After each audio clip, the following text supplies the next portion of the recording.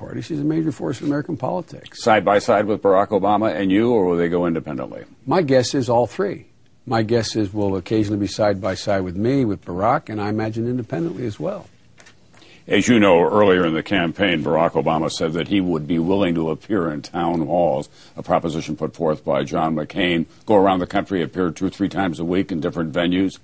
And then he decided not to do that. He wanted to confine it to just 3 debates.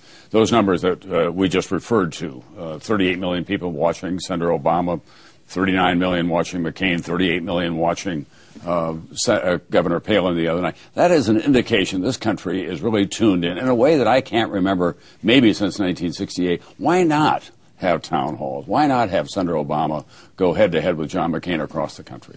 Well, it's a little above my pay grade to use the phrase. I mean, it's a decision the campaign made before I got on the campaign, before I was picked. You think it's a good idea, though? But no, I think you're going to learn more from having. Look, you just got finished pointing out how many people watch this. I think those debates that are going to take place, the 3 critical debates between the 2 nominees, are going to be the most watched debates in the history of American politics.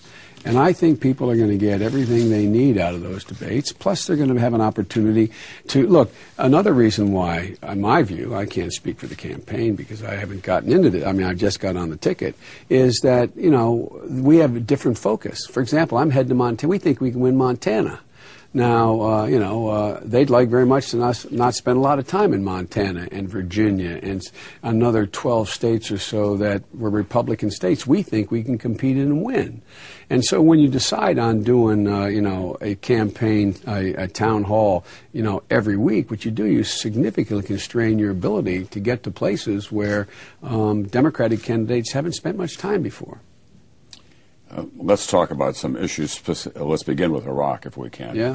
There was an enlightening exchange this past week between Senator Obama at the top of the ticket and Bill O'Reilly of Fox News, talking about the surge, which has been a point of contention in this debate.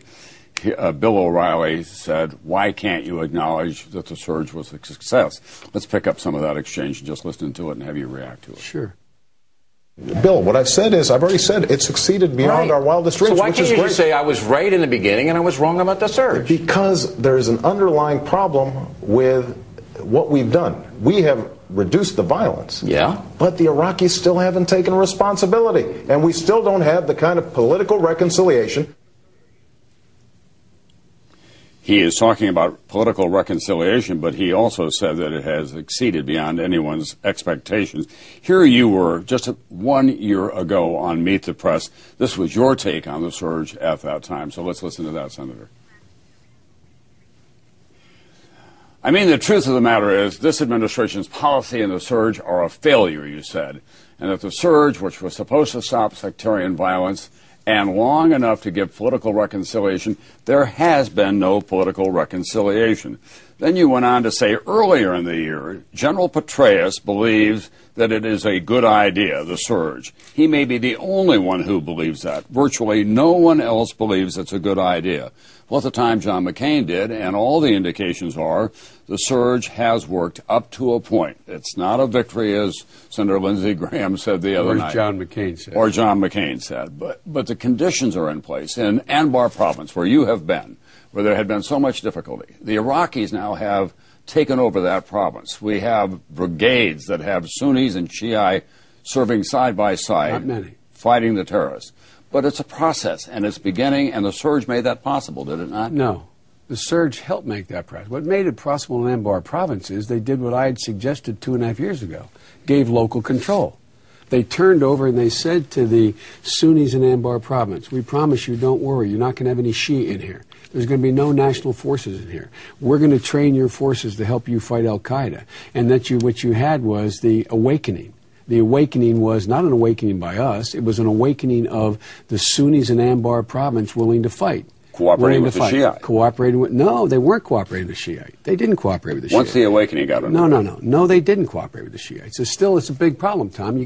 We're paying $300 a month to each of those guys. Now the problem has been, and the promise was made by Maliki that they would be integrated into the overall military. That's a process that is beginning in fits and starts now, but it's far from over. Far from. Well, look, the bottom line here is that the surge is over. Here's the real point. Whether or not the surge worked is almost irrelevant now. We're in a new deal. What is the administration doing? They're doing what Barack Obama has suggested over 14 months ago. Turn responsibility over and draw down our troops. We're about to get a deal from the President of the United States and Maliki, the head of the Iraqi government, that's going to land on my desk as chairman of the Foreign Relations Committee, saying we're going to set a timeline to draw down our forces. The only guy in America out of step is John McCain. John McCain saying no timeline. They've signed on to Barack Obama's proposal. But the surge helped make that timeline possible, did it not? Well, it did help make it possible. It did help, but it's not the reason it was. Look, they also take a look at the analysis, Tom. They say the reason why there's such success against the insurgency is because of now small, very well trained counterinsurgency units. It's not the numbers; it's the type of units that are in there. What I was arguing about before was we have the wrong units in there. We have the wrong kind of force in there. We weren't focused on counterinsurgency. And so, look, but the bottom line is we can argue about whether the surge was good, bad, or indifferent. Let's assume it was all good. The truth of the matter is, what do we do now? What's John McCain going to do when he's president? He says he will not sign on to a timeline, number one. Number two, he has no idea, no suggestion of how he's going to deal with the neighbors. He has no idea how he's going to deal with Iraq. He has no idea how he's going to deal with Syria. He has no idea how he's going to deal with Turkey. We have laid out a clear plan.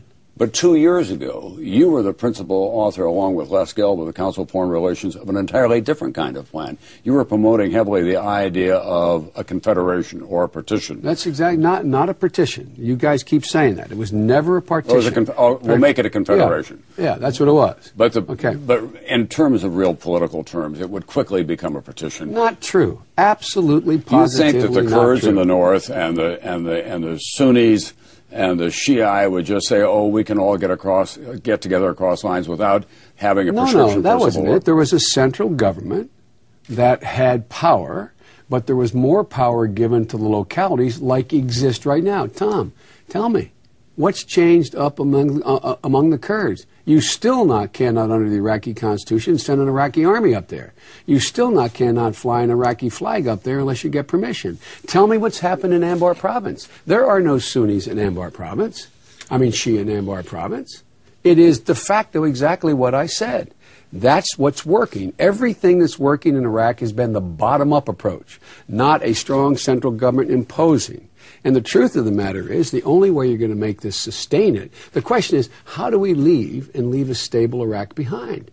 Without a political settlement, Tom, we're going to be back there in another year or 2 or 3 or 5.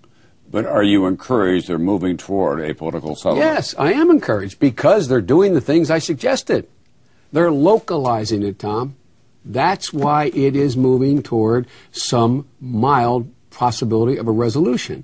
And if you were to now follow up, if John McCain is president, would follow up like we will as president and say, okay, how do you get the rest of the neighborhood in the deal?